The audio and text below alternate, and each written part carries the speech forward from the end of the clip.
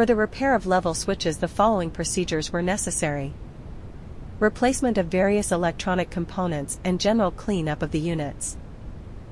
For testing, we use 24-volt DC power supply and a multimeter.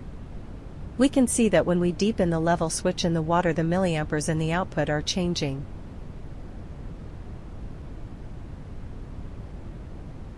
The same procedures were repeated to the second level switch.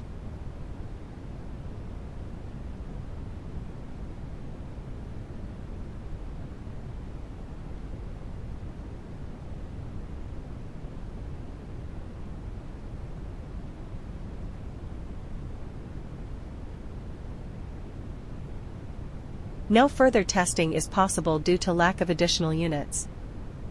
It is now clear that the level switches are working successfully and they are ready to be delivered to the client.